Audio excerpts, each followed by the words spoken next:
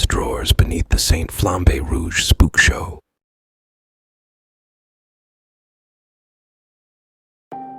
With a flick of my wrist, I flipped the cigarette up and caught it in my mouth. It was a cheap trick that I had learned as a kid from watching Robert Mitchum or James Dean or one of those pseudo-badasses from film noir who always seemed to have a lit smoke dangling off of their lower lip. After 2 weeks of abstinence, I figured that just champing a fresh-out-of-the-pack Marlboro Red without putting a lighter to it was satisfying enough in its own right and wouldn't merit such a great damn deal of concern from any of my supportive friends if one of them did manage to catch me with it. Not just yet, anyway.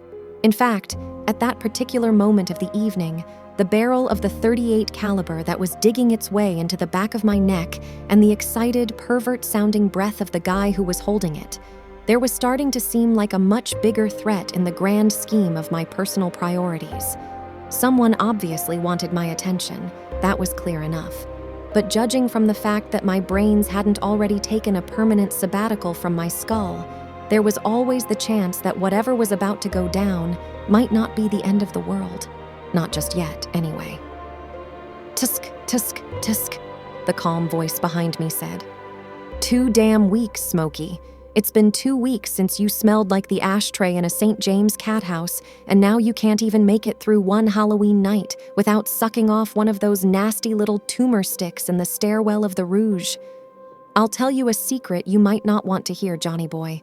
Half of your patients don't even need anesthesia. Your degenerate-ass smoker's breath could knock him out." Raising my left hand in the air, I grabbed the cigarette off of my lip with my right hand. "Well, hell, Denny. If I had known how concerned you were about my health, I'd have quit years ago." I thumped my chest. "That kind of gets me right here." Dr. Denny Sixman laughed and took the .38 from the back of my neck to just above my occipital bun. "Oh, I'm gonna get you right there, Johnny," he said, "and then put 2 in the back of your head for good measure. Now, as the poet wrote, the hour groweth late. Time to start walking. We've got to make it down 4 flights of stairs before the ICU knows that our Johns Hopkins educated asses are missing." Gun in the back of my head, I stayed put. Goddamn cheap Boondocks hospital. No security cameras in any of the stairwells. Nice call, St. Flambe Rouge. "You don't mean?" I asked. "That's right," Denny said. "The meat locker. Final destination." "You don't think that the ER or the intensive care unit are gonna notice that their head of internal medicine is missing?" I asked. "Not in enough time," Dr. Sixman laughed. "Jesus Christ, look at the ego on you. Happy Halloween, Dr. Deckman. The intensive care unit is the typical fucking spook show that it always is this time of year, and the ER can't even keep up with the line of party boys and girls coming through the doors right now. It looks like the line at the damn Louvre. Apparently, the kids have got nothing better to do on the Festival of Samhain than find new and exotic ways to kill themselves. They've got a thing this year called vodka eyeballing." "Ah, hell, Denny. Do I even want to know?" I asked. "Probably not," he said. "At least, no more than I did. Let's just say that it involves drinking twice as much vodka as you usually do, but all that you need for go time are 2 healthy tear ducts." "Jesus feathery Christ," I groaned. "What in the hell's the matter with these kids?" "I blame the emos," Denny said, sounding real honest John. "These slip-knot-listening little dimwads can come up with 18 different ways to get wasted, and can't one of them figure out a way to get laid? I ask you, where is their value system? Frankly, I can't believe how much things have changed since you and I were kids sometimes, Johnny." "How did things go so far off the rails?" I asked. "Speaking of which, where the hell d'you get a gun?" "Took it off of a banger that we treated here last week," he said. "I let him vamoose without it before the cops arrived. Poor kid was all broken up. Said that his little girl had given it to him for Father's Day. Anyway, enough yakking, doctor. This ain't a tea party, and we've got too short of a distance to go before you reach your end game. We've got to make what little time that we have count." Dr. Sixman shoved me behind the ear with the gun. "Get your ass moving, Deckman, and on your way, talk to me. Tell me about the Jane Doe that they found in the cemetery of the La Laureau estate last week. I opened the door to the next flight of stairs. 4 flights and counting. What do you want to know, Denny? I stammered, descending the first few steps. As much as you can tell me, Dr. Deckman, Sixman replied. Go on. Jane Doe was found in the cemetery behind the La Laureau estate and brought to the emergency room of the Flambe Rouge at just past midnight on Wednesday morning, I began. Though she was barely coherent, when asked her name, we believe that she was trying to tell us it was Ophelia Delacroix. We've already run a statewide search on that moniker in all spellings, and so far we've been coming up snake eyes on an Ophelia Delacroix fitting her description. We've expanded our search nationwide. Jane Doe is a white female, presumably of Cayenne descent, approximately between 69 and 75 years of age. When she was found in the cemetery, she was beating her head and fists against the headstone of Gaston Lalaureau, screaming that she had lost her notes. The police officer responding, a rookie by the name of Francis Del Marone, said that she had turned to him and said, quote, "The great rusher of fools. The rusher of fools has my notes, my precious only notes." This was right before she bit her tongue nearly in half. The patient was bleeding from both eyelids and missing the orbital in her right socket. The bruises and contusions on her head were consistent as evidence of her having given herself a concussion, and she was initially diagnosed as having such. It was her condition the following day, however, that began throwing everyone for a loop. Dr. Sixman froze where he was, and I stopped as well, turning to face him. What was her condition? He asked. You know damn well what her condition was, Denny, I said. She began to rot. There's no other way to say it. The blood pouring from her eyes progressively increased and darkened, and new sources began to flow from the beds of her fingernails. Hair began to fall out in clumps, and her skin began to bloat, discolor, and I guess the best word for it is fester. Accurate fingerprints couldn't be obtained. We had to send DNA samples and dental records upstate to even attempt a positive identification on her. And, God help me, it's mighty easy to submit dental records when most of the teeth that you're trying to take prints of are falling out anyway. Dr. Sixman lowered the gun to half-mast and flashed an overly theatrical, "I know something you don't know" smile. That's all well and good, Dr. Deckman, very clinical. You had an elderly lady, presumably dying of some yet undetermined ailment, possibly viral, and wounds that hold consistent with a severe concussion. What sort of follow-up have you done so far? Well, I said, besides trying to identify her and examine her for evidence of a yet unknown virus, her symptoms seem to match those of the secondary stages of leprosy. Dr. Sixman raised the gun back up to my face and snarled, I guess what I'm asking, Dr. Johnny, is did you even bother to get off of your chain-smoking ass and put that Johns Hopkins mind to work, investigating the background of this poor lady at all? Did you do any detective work? Was there any personal interest in her history whatsoever? And did you happen to notice that Jane Doe was deader than fucking disco this morning? Bagged, tagged, and tossed into the freezer for safekeeping? My hands shot back up. Whoa! Denny! I said. I know you cared. You've always had that above and beyond compassionate streak for your patients that I tend to lack. You've always gone that emotional extra mile. After all of these years, I still admire you for it. I'm not saying that I don't. And she's dead? She actually passed since yesterday, huh? The incident didn't pique your curiosity, he asked, ignoring the question. Her babbling had been getting worse and worse, and then the incident. It didn't tempt you to do a little more digging, Johnny? Jane Doe had been babbling incoherently for 2 days straight. She had been asking the same things over and over again. Where's the healer? What happened to the healer? For those undergoing severe shock trauma, the obsessive-compulsive repetition of phrases and ideas is not uncommon. Throw in a high fever and extreme delirium, and it's almost a certainty. The healer, I said to Dr. Sixman. My notes, the brute man, the poor soul, no, the pure soul. That poor, pure soul. Imbeciles, the healer's notes, the great rusher of fools. She kept saying those things over and over again with what tongue she had left. It was like a goddamn mantra. Actually, it was more like a fucking filibuster. Until... Denny nodded at me, seeming to approve that my mind had gone where his line of questioning was supposed to have led me. The incident, Denny said. Tell me about the incident, Dr. Deckman, in which the patient performed a little elective surgery on herself, in a manner of speaking. For Christ's sake, Denny, you were there, I said. Why in the hell? He leveled the gun at my face. Maybe my little friend here is just curious. Tell me about the incident.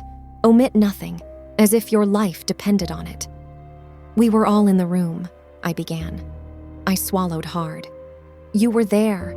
Angela, Dr. Hodgins, myself. We'd given the patient an extremely mild sedative, enough to put her ailments at bay and possibly get something intelligible out of her. Call her Ophelia, Dr. Sixman snarled. What? I asked. He waved the .38 back and forth in my face. My little friend here loves first names. Unlike you, he's a bit of a softie, and he likes to know who we're talking about on a personal level, Jonathan. Call her Ophelia. I continued. We asked Ophelia to tell us who she was talking about. Who were the imbeciles and the brute man and the pure soul? Jane Doe. Ophelia. Just smiled and began blinking her remaining eye. When we asked her to tell us about the great rusher of fools, that's when the lid flew off of hell. You remember.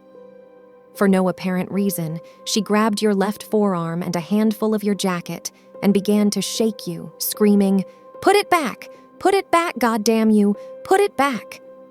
In the midst of her violent episode, her tongue, already beginning to decompose in its oral socket, detached and fell out of her mouth. The gush of blood that followed was pure black, as if it was decomposed or at least highly oxidized. Dr. Sixman smiled the sick grin of a sadist, getting his fix. What did Ophelia do then? He asked. I stared at Dr. Sixman. She began to laugh, I said. Cackle, actually. Cackle. Like a person whose last shred of sanity had finally slipped away. Then she released you and turned to Dr. Hodgins, saying as clearly as anyone can without a tongue, "Guess I won't be needing this anymore." The cackling rose to a fever pitch, and she proceeded to claw her own eye out. We tried getting her into restraints, but she had already dug through the cornea and was clinically blind by the time that she tapped out. Had you wondered why, of all places, they had found her in the cemetery of the La Loriox Estati? Dr. Sixman asked. I had been lost in my heat, descended into the abyss of a bad dream that I had been made to relive. But that question, the randomness of it, snapped me back to the reality of the situation. I ain't taking another step, I told Denny. Excuse me, he asked. I said that unless you can force me to ride your ass piggyback at gunpoint, I ain't lifting a fucking foot, Denny. Go ahead and paint the stairwell with my brains. Hell, they've been needing to redo these walls for a while now. Dr. Sixman put the barrel of the gun to my forehead and leaned into my face. Now, Dr. Deckman, he smiled.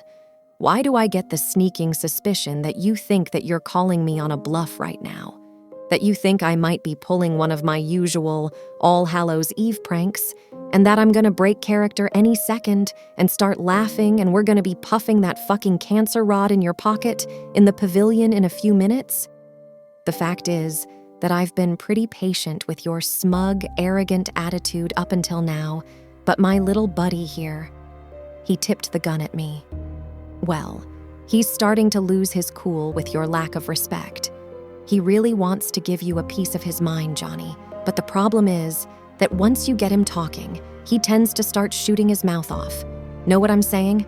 So, you just pick up that $300,000 loafer and carry your ass over to the next flight of stairs before I forget that we went to med school together and I lose that sweet, compassionate streak that you tend to accuse me of having.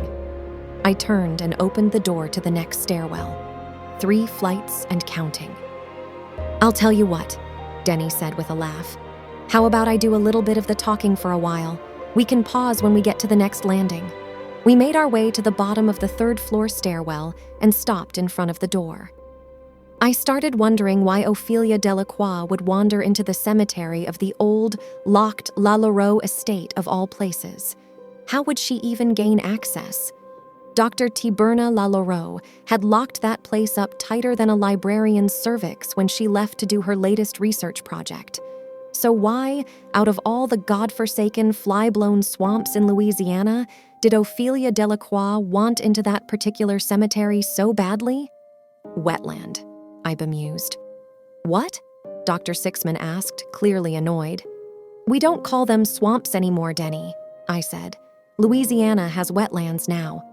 Dr. Sixman raised his pistol and thrust it into my face, snarling, "That really bugs you, doesn't it?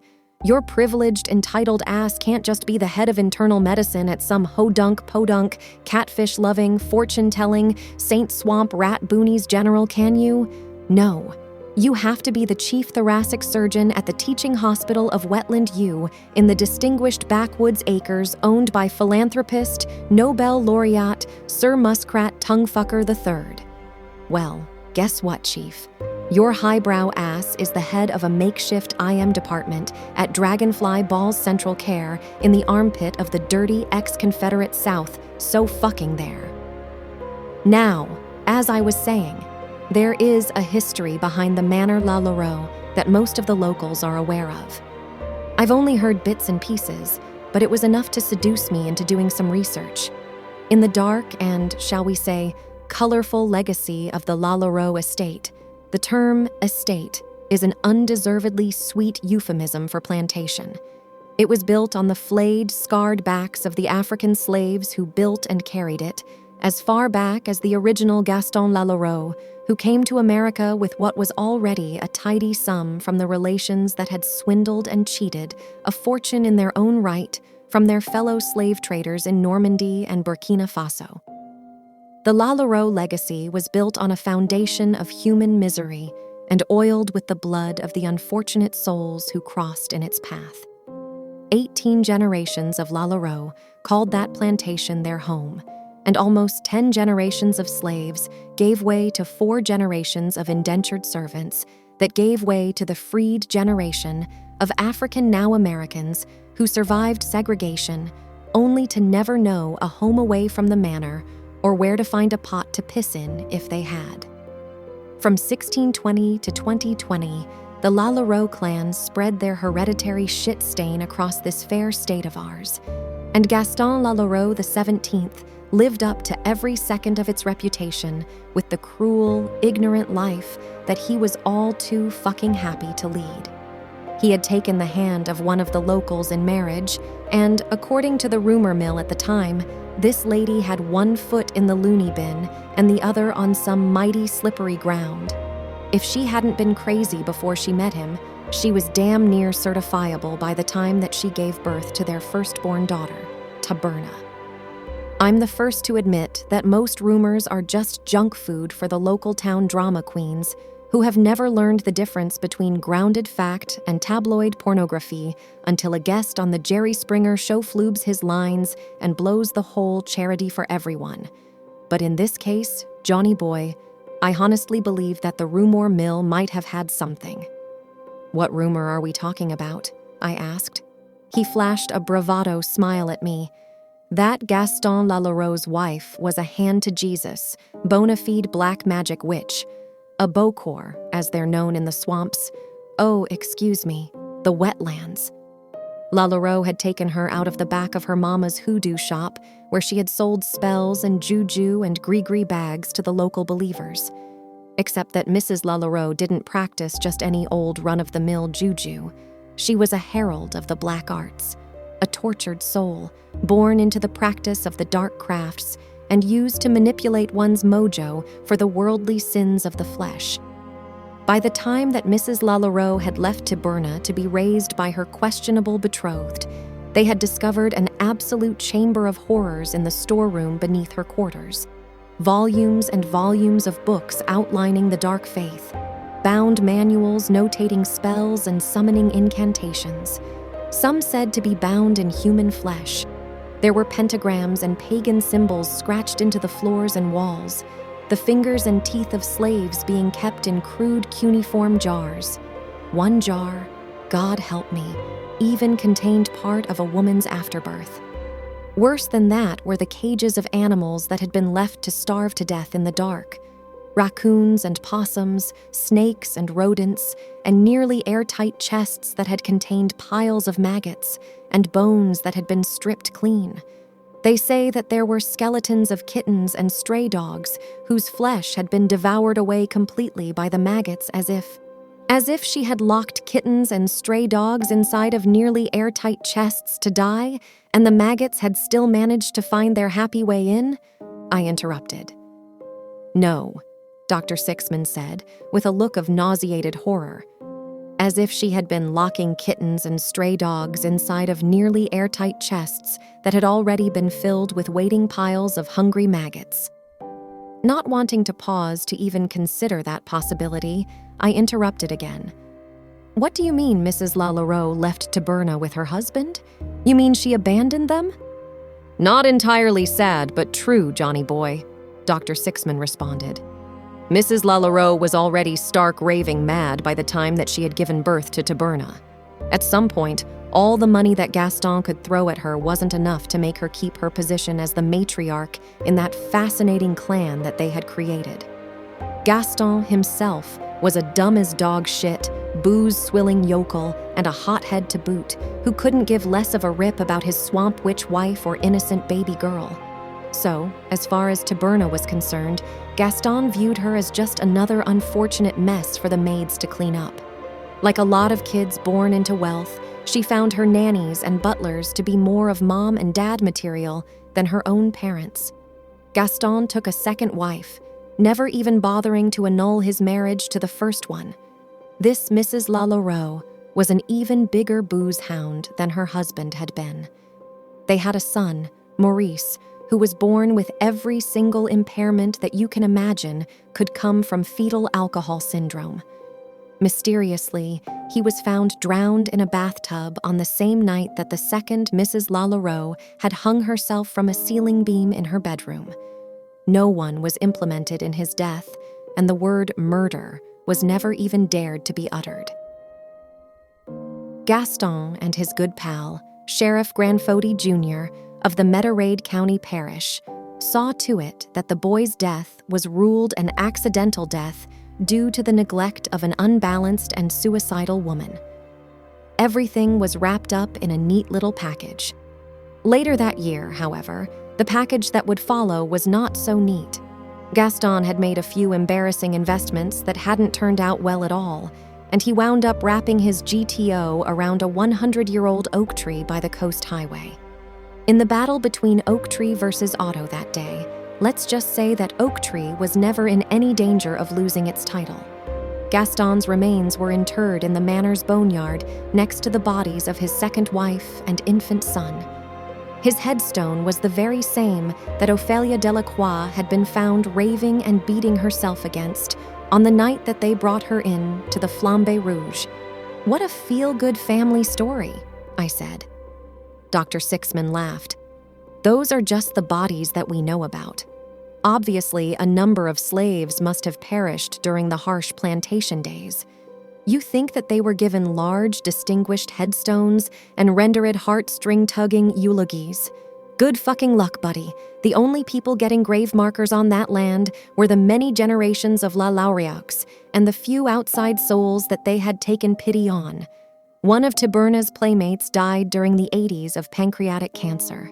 As a kindness to her mother, the proprietor of the estate allowed her daughter a decent burial amongst the family plots. Another, less heartwarming story was that of Ernie Tribolux. A caretaker for 50 years, Ernie's real passion was throwing dogfights for the locals. He earned a pretty penny-raising man's best friend to be Marmaduke's worst enemy.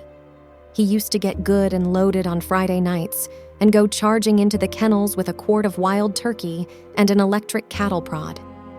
One of the housekeepers asked him one night, "You ain't gonna hurt them dogs, is you, Mr. Tribolux?" He just took a belt of that wild turkey and said to her, "Ma'am, I'm gonna put so many volts of electricity up those dogs' asses that they're gonna be doing that Snoopy dance from the Charlie Brown Christmas special before I'm done." On his 69th birthday, Ernie and his wild turkey made their weekly trip to the dog kennels to make his mutts do their regular Friday night performance. But you know what, Johnny? Damned if one of those dogs didn't grow to the size of a maid or even a butler and somehow unlock the kennel doors before he got there. As soon as old Ernie got close enough, those hounds came tearing ass through the gatas and did the Snoopy dance all over Tribolux and his cattle prod. You could tell by the expression on what was left of his face that he never knew what had hit him or how a gang full of mutts who were supposed to freeze at the very sight of him had ever gotten the upper hand. He got a closed casket funeral and was lowered into the La Laureau family cemetery 3 days later. And there they lay, the brute man, Ernie Tribolux, the pure soul, Taberna's friend, Krista Stevens, the imbecile, Maurice La Laureau, and the great rusher of fools, himself, Gaston La Laureau the 17th. I asked him, "What are you getting at, Denny?" Dr. Sixman's face took on a dark seriousness. "Have you ever heard of the prophecy of Le Fin Absolute Demon?" he asked. "We have 2 flights to go, Dr. Deckman. Keep it moving." I opened the door to the second-floor stairwell. The air inside was thick and musty. All of a sudden, I flashed back to the 5th grade and having to read The Cask of Amontillado by Edgar Allan Poe. I remember the nauseatingly stale air of the catacombs and Fortunato screaming desperately, "For the love of God, Montresor," as the vengeance-obsessed madman began to wall Fortunato up alive. "For the love of God, Dr. Denny." It doesn't quite have the same ring to it, now does it? "Stop when you get to the bottom of the stairwell," Dr. Sixman said. "We'll finish the denouement of our conversation when we get there." I turned around when I reached the door at the bottom of the landing. There we were, 1 flight down, and we would be at the door of the Saint Flambe Rouge's meat locker, as it was so sensitively called. Not quite a person's final destination, but the first stop on the way there. Drawer to ditch or freezer to oven, there weren't many more stations until the dearly departed reached their final reward. "That's good enough," Dr. Sixman said. "You know, Johnny, I almost wish that I'd have let you have that last smoke when I met you upstairs. It's a shame that this stale, nasty shit is the last air that you're ever gonna breathe." I reached into my coat pocket for my Marlboro Red and said, "Not too late, Denny." Denny raised his gun as if to say, "Nice try," and I pulled my hand back out of my pocket. "This Le Fin Absolute Demon," I said. "Tell me about it." Dr. Sixman settled back against the guardrail and took a sigh as he went back into storyteller mode. "Le Fin Absolute Demon," he said. "The translation can go one of 2 ways. Either the absolute end of the world, or hell will absolutely swallow the living." The original prophecy was crude and written in a code of the uneducated to stay hidden from slave masters and upper-class bigoted murderers. You see, this isn't a recent prophecy. This goes back to the time when the first La Laureau had set foot on American soil and Haitian Santeria and African voodoo had come into full swing. The prophecy, foretold by the elder seers of the tribes, states that in several generations, the evil of the La Laureau bloodline would meet the likes of a bona fide black magic Bokor, and the 2 would bring about the end of existence. The how and the when were left cryptically blank. However, it was said that in the bloody wake of her reign of black hoodoo, the first Mrs. La Laureau had obtained several copies of the ancient incantation spell to summon the demon profane, one of the baddest and most sadistic destroyers of the ancient world, who dreamt of opening the portal to hell and dragging our living souls through the gateway to meet the horrors that lie within. Real Lovecraftian shit. The incantation would require the remains of the 5 sacrifices: the child, born lame, the ogre, the eye of innocence, the Death Eater, and the one that hasn't changed a word, the great rusher of fools. That's when I started making connections. The child, born lame, the imbecile, the ogre, or the brute man. The eye of innocence. Perhaps the pure soul. Maybe the Death Eater is the healer and the great rusher of fools. Well, I asked myself, what if? Just what if? The first Mrs. Lalaurie was only ever known as simply that? Just Mrs. Gaston Lalaurie? Who was she before? Before she got married and before she left? Maybe before she vowed to return? Could Mrs. Lalaurie have been named Ms. Ophelia Delacroix? Maybe, just maybe, she came back. The age range fits. So does the physical description. Maybe Ms. Delacroix came back to fulfill her destiny and raise the demon profane. All of the other sacrifices are already on the estate, right there in the cemetery. Maybe all that she needed was the final sacrifice. The healer, maybe her daughter, Dr. Taberna Lalaurie. My blood ran cold. And after doing my homework and pulling a little Magnum PI shit of my own, I found myself in the cemetery, face to face with the headstone of Gaston Lalaurie the 17th. I used a small rock-collecting hammer to take a chip out of the stone. I brought it with me to the hospital that night to show Ophelia and see how she would react to it. However, I never even got to take it out of my pocket before she grabbed my arm and, "Put it back," I said, mesmerized.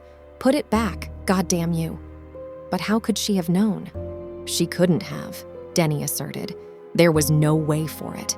Not even the luckiest coincidence in the world could explain that one. And then, the final tumbler fell into place.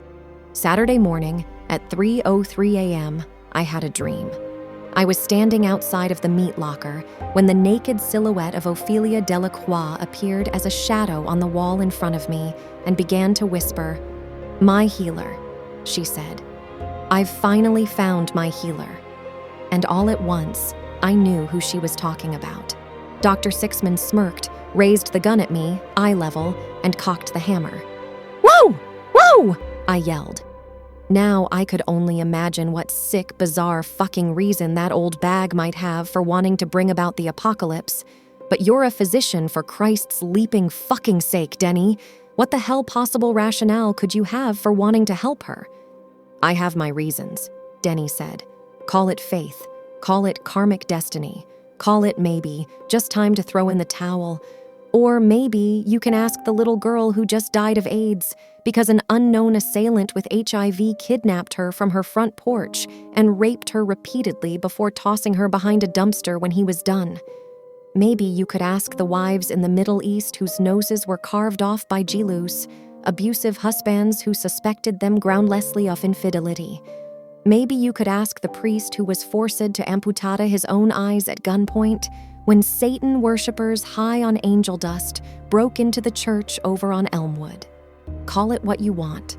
I look at the evil and the hatred that has consumed this world, and I call us God's little failed experiment. A half-assed attempt to bring beauty and good intentions into an existence that never had a place for them. Believe me, this life is going to be much better off without us. "I'm glad that you're not a fertility doctor, Denny," I said. "If our first few attempts to have children didn't pan out, we'd all be hacksawing our nuts off, wouldn't we?" Six-man nudged me with the gun. "Keep it moving, funny man," he said. "Maybe you can laugh yourself to death." Down we went, and finally, there it was. The door to the Saint Flambe Rouge morgue. Cold, gray, and final. "Open it," Dr. Sixman said. "Here's a thought," I replied. "Hell no." "What?" Dr. Sixman pressed the .38 directly to my forehead and asked, "In what world does it make sense where a fucker who doesn't want to die argues with a psychopath who's got a gun to his head?" I reached deep inside of my lab coat, pulled out the Dirty Harry special from its holster, and aimed it straight at Dr. Denny Sixman's crotch. "A world where the fucker who doesn't want to die has a loaded .357 Magnum pointed right at the psychopath's balls," I said. "Jesus fucked a monkey," Dr. Sixman screamed. "Deckman, hold fire, I've got a confession." Denny let the .38 go limp in his hand and tossed it to the ground. "It was just a joke," he screamed. "I swear to God, it was only a joke. Albeit not one of my funnier ones right now, but it was my All Hallows Eve prank. The first one that was finally gonna work in years. Angela was in on the whole thing." I said, in a tell me another one asshole tone, and it was finally my turn to level a gun in his face. "Deckman!" he cried. "My .38 wasn't even loaded!" "Well, that's just bad planning, Dr. Sixman," I said, and cocked the hammer. Denny tried to compose himself and said, "The prophecy? The absolute end of the world? Hell, man, that's been around longer than before any of us were even kids. And the notes on the Daemon Profane? That was just a lucky coincidence. Every year, Deckman, every year I try to prank you on Halloween, and every year you see through it. If there's an actual Bokor around here, it's you son of a bitch. I don't know how you do it. So this year, when the old lady was found muttering gibberish at the site of what's supposed to be the birthplace of the apocalypse, I got the idea. And her nonsensical ravings about the 5 players matching up with the 5 players of the summoning spell for the Daemon Profane? It was so fucking perfect. How could I resist? She grabbed my coat and started screaming about putting it back, and no one knows what in the hell she was talking about. Probably she didn't either. Just some old lady in the worst delirium of her life spouting crazy shit. Dr. Sixman caught his breath and ran his hand through his hair as he struggled to collect himself. "Was this a good idea?" he asked. "Probably not. Was it in good taste? Gotta go with a hard no on that one. But Johnny, I just wanted to make my best friend in the world shit his pants on Halloween night. Is there something really so evil about that?" Gun in my right hand, I shrugged. "Let me tell you what you're gonna see when you open that door, Deckman," Denny said. "Angela is already inside the meat locker, waiting for us. She beat us down here, sat Ophelia Delacroix up on her slab, stuck her arms out and made her give us both middle fingers. Angie's going to shout, 'Happy Halloween, Dr. Dickman,' the second you open that door. Honest to God." "She will?" I asked. "You mean this, Angela?" I flung open the door, and there, in a rolling chair by the cold-ass drawers, was the pale body of Angela Sixman with a .357 Magnum hole in her forehead. Her eyes were rolled back in her pallid face in an expression of surprised disbelief turned to complete and total vacancy. Dr. Sixman screamed the word, "shit," so loud and high-pitched that it would have been comical under any other circumstance. "Deckman!" Sixman screamed. "What the fuck did you do?" "Gee, Denny," I said with mock sincerity. "I guess someone forgot that here in the armpit of the dirty ex-Confederate South, you still have to check the phone lines to make sure that no one else is on them. We're a little behind the times at Dragonfly Ball's Central Care, you know? I heard you and that murdering bitch over there plotting to kill me in this godforsaken pit yesterday morning. That's when I decided to bring a little friend of my own to work with me. Get them before they get you, right, Dr. Sixman? It's the way of the world, sad but true." "You miserable motherfucker," Denny screamed through tears. "You batshit, cock-sucking loony rat bastard." Now, Denny," I laughed. "You kiss that stiff room temperature bitch with that filthy mouth of yours? Go to Ophelia Delacroix's locker and pull it open it. Do it now." In that moment, Dr. Sixman seemed to snap back to reality. He made his way to Ophelia's drawer and pulled the cabinet door open. Her overpowering stench immediately filled the room. He stifled a gag in the crook of his elbow. Even after having been embalmed, Delacroix's sightless corpse had begun to discolor and putrefy. I felt a dry heave hitch in my throat. "Johnny," Dr. Sixman began, "you've done a terrible thing, but this is as much my fault as it is yours. More. Way more. You killed an innocent woman, but I will testify on a stack of Bibles that you were made to believe that it was in self-defense. You didn't create this situation. I put you there. And I'm not about to skate on this either. It's called the felony murder rule. I'm on the hook for about 30 years to life myself. I'll be right there with you, and we'll fight this thing together. I just lost my beloved wife. Don't make me lose my best friend, too." "Well, ain't you just an angel right here on Earth?" I asked, and raised my magnum to his face. "Get on top." He looked like he'd just been splashed in the face with a pail of ice water. "Whoa, what?" he stammered with glassy eyes. I laughed. "Back when she was still breathing, I could swear that our Ms. Delacroix was sweet on you, Denny. Now I'm gonna do you a favor and help you rebound," I said, and motioned the pistol towards her limp body. "So, get on top. You two are going to spend your last few hours together." "This is madness," Dr. Sixman said, incredulously. "You're finally off your tree, Johnny." Looking at the decaying remains of Ophelia Delacroix with a face of desperate hesitance, Dr. Sixman climbed gingerly onto her corpse. Losing his balance momentarily, his elbow sunk into her abdomen, causing a noxious burst of flatulence to explode from her rectum. Six-Man clenched his eyes shut and cried, "Fuck me!" "Well," I said, "you two are gonna have enough time alone together.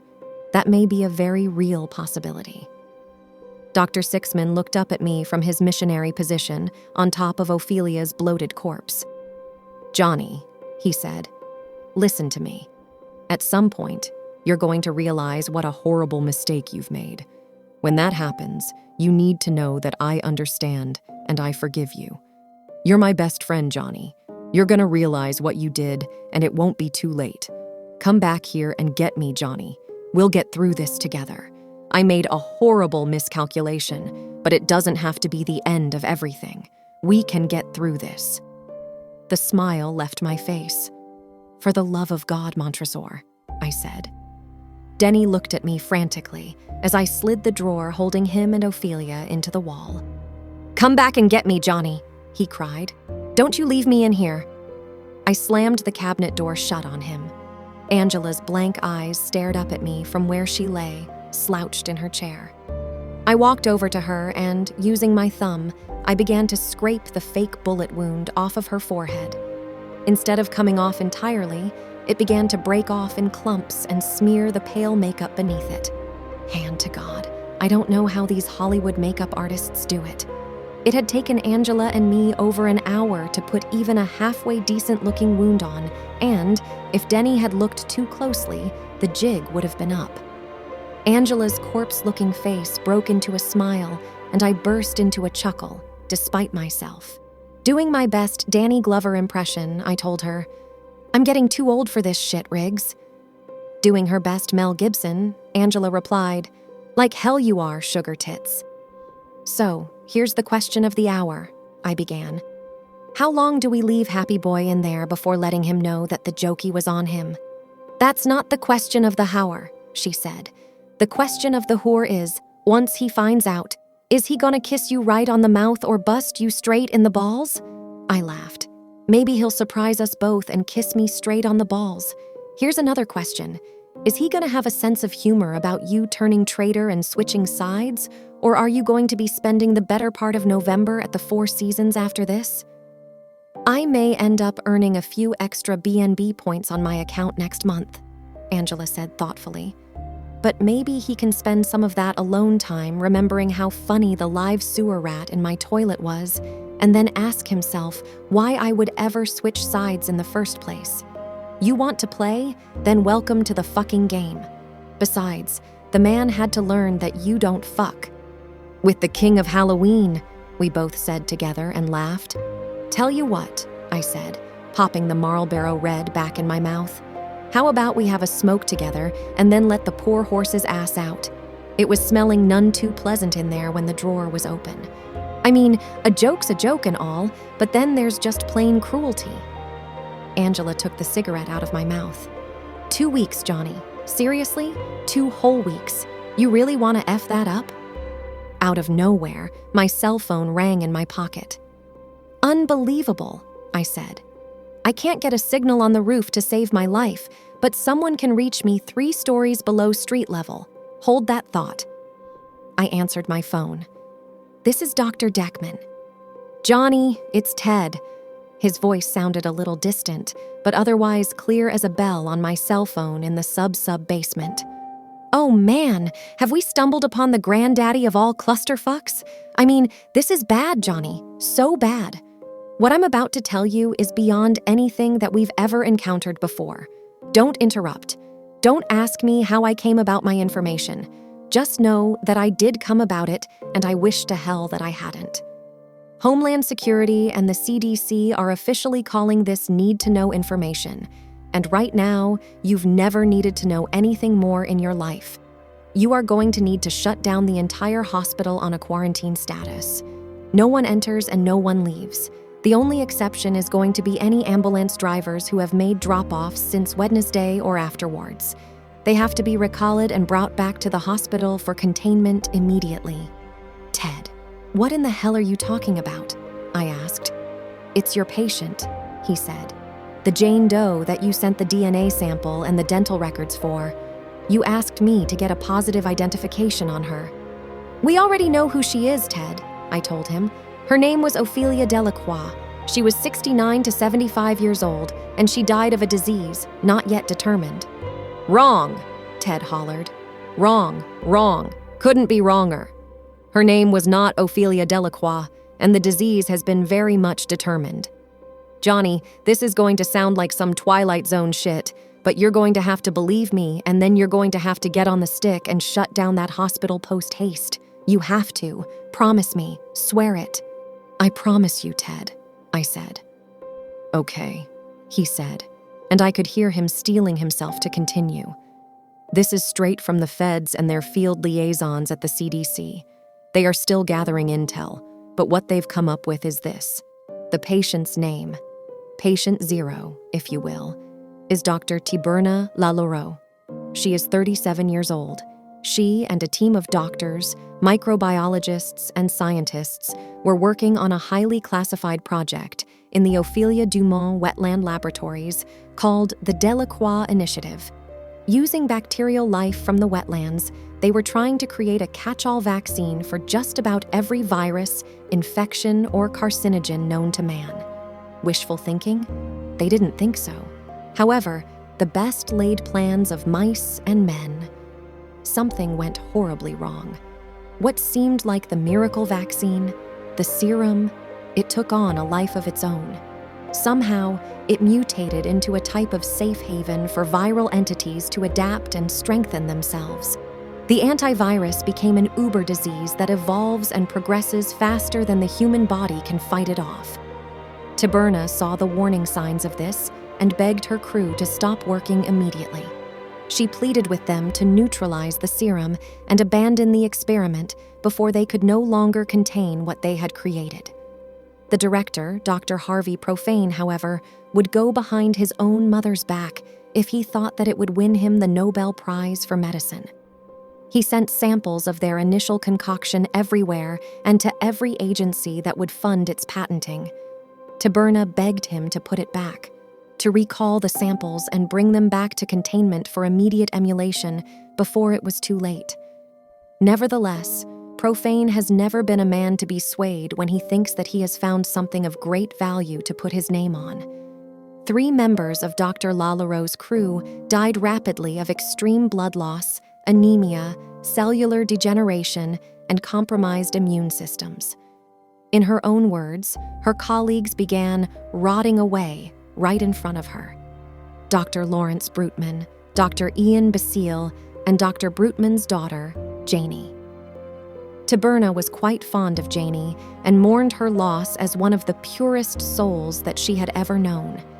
It soon became clear that there was no way of unringing the bell that the Delacroix Initiative had rung, and Tiberna fled to her childhood home to collect some notes that she had created previously on eradication techniques of entire viral and bacterial strains deemed to be threats.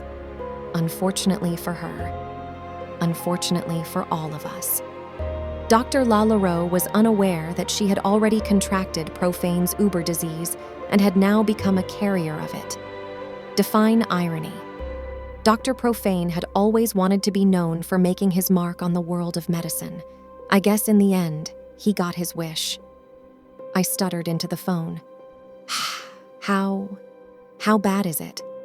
Ted paused and then replied, "Forget smallpox, forget Ebola, forget COVID-19. Think more the end of existence as we know it. Think more, the 4 horsemen are coming. Think, the end of days has finally come to the party, and it brought everything with it but the lubricant." My blood ran cold. Airstrikes have been called in over the Ophelia Dumont wetland region with both hydrogen and sarin agents to try to neutralize anything that may have survived. But Johnny, that still leaves everyone in the Saint Flambe Rouge and the neighboring town, and the responding police force, and ambulances and the ambulance drivers who passed in and out of the danger zone, and, God help us, the samples, those fucking samples. Lord only knows how many of them were sent out. Ted paused, not intentionally trying for dramatic effect. I'm not a religious man, Johnny, not by any means, but somehow I think that I'll find it in myself to make it to church tomorrow. I believe that I finally have something that deserves serious prayer for the first time in years. I only hope that there's still a God who's listened. As if the universe was trying to send a darkly poetic message, the cell phone went dead. Angela must have seen the look of shocked detachment on my face as she asked, "Johnny, what is it? You look as though you've just been handed down a death sentence." "Johnny, I think that we should let Denny out of that drawer right now. I'm starting to get—" "Leave him," I barked violently. "Leave him in there. It's the kindest thing that we can do for him now, outside of—" I looked at the .357 Magnum in my hand. Suddenly, an unexpected chuckle resonated inside of me, and I could contain it no longer. I put the back of the hand holding the gun against my temple. 2 weeks, I said. 2 fucking weeks. Ain't that just about always the way? 40 years, and I make it a whole 2 weeks. Just in time for the fucking horsemen to show up. Shaking my head, I grabbed the cigarette out of my pocket, flipped it up, and caught it in my mouth. "I think that it's time for that cigarette now, my dear," I said. "I can't say for sure what comes next, but for right now, I think that it's finally just about time for that Marlboro Red."